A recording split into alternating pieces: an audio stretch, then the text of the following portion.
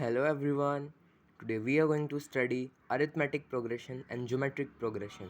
हम इसमें देखेंगे उसके formulas, applications और situation जहाँ पे हम ये दोनों formula यूज़ करके कोई भी asked value निकाल सकते हैं.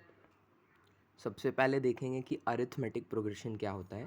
तो बेसिकली ये सीक्वेंस ऑफ नंबर होता है जहाँ पे difference between two consecutive term constant रहता है. जैसे अगर हम एक एग्जांपल लें 7, 9, 11, 13, तो यहाँ पे इसको A1 मान लेते हैं, पहली टर्म, दूसरी टर्म, तीसरी टर्म, चौथी टर्म. तो अब A2 माइनस A1 करेंगे तो 9 माइनस 7 होगा जो कि 2 होता है. फिर higher term minus lower term करेंगे कॉन्जिक्यूटिव नंबर्स के लिए, तो 11 माइनस 9 ये फिर से 2 हो गया. तो यहाँ पे हम इसे कॉमन डिफरेंस बोलते हैं. सीक्वेंस में सारे नंबर्स के बीच कंजिक्यूटिव हायर और लोअर वैल्यूज़ का कॉमन डिफरेंस सेम रहता है, इसलिए हम इसको बोलते हैं अरिथमेटिक प्रोग्रेशन, क्योंकि ये अरिथमेटिक सीक्वेंस ऑफ नंबर्स का डिफरेंस कांस्टेंट कराता है. अब चलिए इसके फार्मूलाज देखते हैं कौन कौन से हैं. पहला फार्मूला है अपना nth टर्म कैलकुलेट करने वाला, जिसको हम a सबस्क्रिप्ट में n बोलते हैं, जिसका वैल्यू रहता है a into n minus 1 into D. ये क्या करता है, कोई भी गिवन टर्म अगर पूछी रहती है तो हम n की वैल्यू डाल के उसे निकाल सकते हैं, या फिर अगर कोई nth टर्म दी रहती है तो ये सब वैल्यू पुट करके हम उसे निकाल सकते हैं. इसका एग्जाम्पल लेते हैं. पहले एक सिंपल एग्जाम्पल, फिर थोड़ा कॉम्प्लेक्स लेते हैं. तो ये हमारा क्वेश्चन है. अगर हमारे APS 7, 13, 19 एंड सो ऑन, और हमें पूछा गया है 15th टर्म क्या है, तो हमें इसके लिए क्या लगेगा. हमें इसके लिए n की वैल्यू लगेगी, जो कि हमारे पास n इक्वल्स टू 15 आ गया, क्योंकि ये पूछा है. मैंने बताया था कि an से हम जो पूछी वैल्यू है वो n पुट करके डाल सकते हैं. हमारे पास n है, इसको अब d निकाल लेते हैं, जिसमें से 13 माइनस 7 जो कि है A2 माइनस A1. तो 13 माइनस 7 रहता है 6 निकल गया. अब हमारे पास d है, हमारे पास n है, हमारे पास d है, और a तो रहती है first value of the sequence. तो पहली वैल्यू सीक्वेंस की यहाँ पे 7 है, तो a हो गया 7.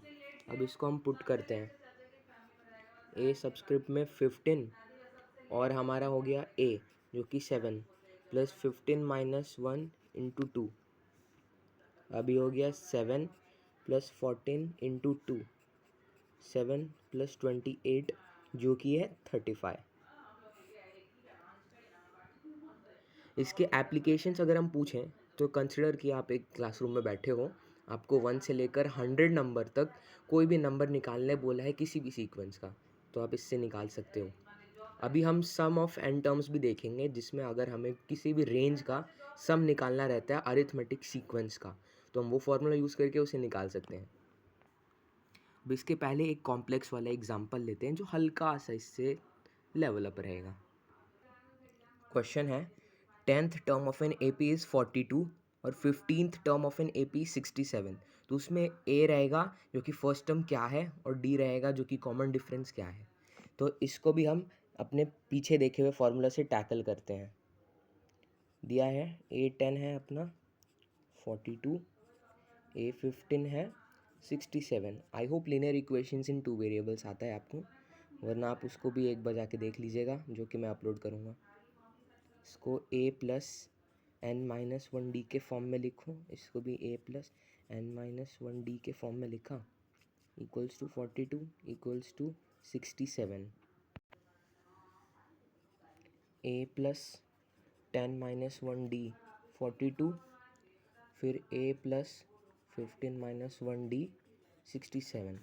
इससे हमें मिलेगा a प्लस 9d है अपना 42, और a प्लस 14d है हमारा 67. इसको हम 2 मान लेते हैं, इसको हम 1 मान लेते हैं. अब सब्ट्रैक्ट करेंगे 1 को 2 में से, a प्लस 14d 67 हो गया, फिर a प्लस 9d हो गया 42.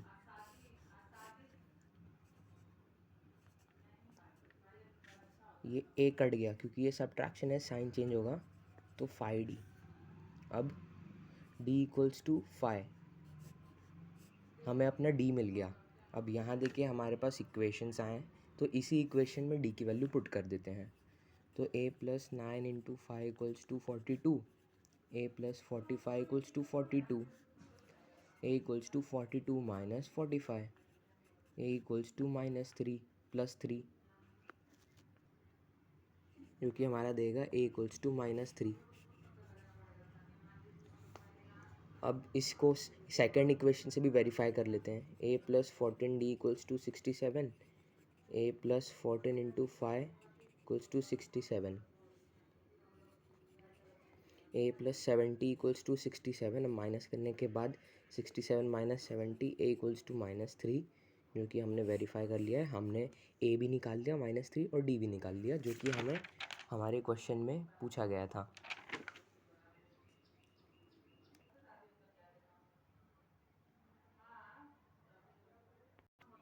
अब चलते हैं सम ऑफ एन एपी वाले फॉर्मूला पे, देख लेते हैं क्या है।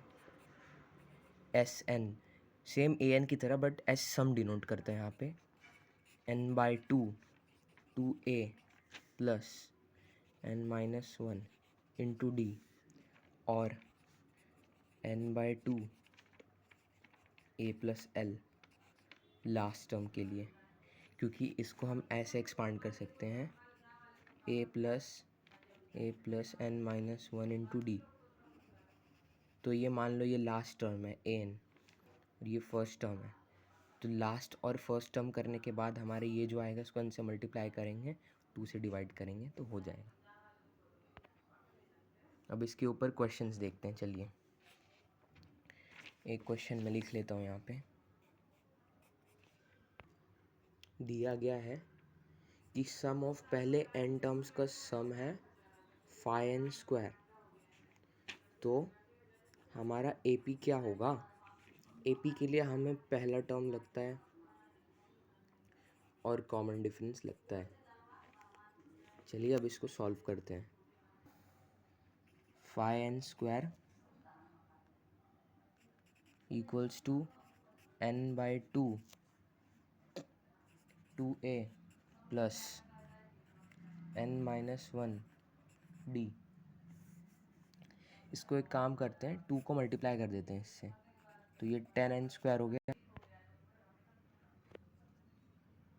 इसको हम लोग अगर सॉल्व करेंगे तो हमारे ऐसे इक्वेशंस बनते जाएंगे, बट क्योंकि हमें इस पर नॉर्मल अप्रोच करना है तो 5n² equals to n/2 2a plus n-1d को अगर हम यहाँ पे, ये तो एस एन टर्म्स की सम है ना, अगर हम यहाँ पे n की जगह 1 डाल दें तो फर्स्ट टर्म का सम हो जाएगा, ये हो गया। और फर्स्ट टर्म का सम जो होता है ना वो तो फर्स्ट टर्म ही रहेगा। पहले टर्म में तुम कितना भी ऐड करो पहले ही टर्म आएगा ना, सिंपल सी बात है। तो a इक्वल्स टू हो गया 5। अब इस सीक्वेंस को हम लोग इवेल्युएट करते हैं। अब जो हमने पहले सॉल्व किया था, हम लोग यहाँ पे आए थे 10n equals to 2a plus d n minus 1। अब इसको देख लीजिए, मैंने इसको पहले 2 से यहाँ मल्टीप्लाई किया है, n से फिर अंदर मल्टीप्लाई किया है। इसको खोलने के बाद ये खुल गया, n से मल्टीप्लाई हुआ, मैंने इसको डिवाइड बाय n कर दिया। यहाँ पे n से n एक कट गया, फिर यहाँ ये वाला n ख़त्म हो गया, ये 2 हट गया, ये n हट गया, तो ये आया। फिर इसको हमने वापस रीअरेंज किया।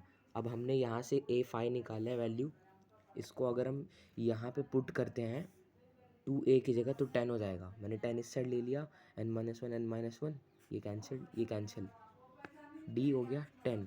तो हमारे पास a5 d10 है, मतलब 5 15 25 35 10 का बढ़ा रहा हूँ एंड सो ऑन। हेंस हमारा ये हो चुका है एपी का। Thank you. नेक्स्ट पार्ट में आपको ज्योमेट्रिक प्रोग्रेशन का भी मिल जाएगा।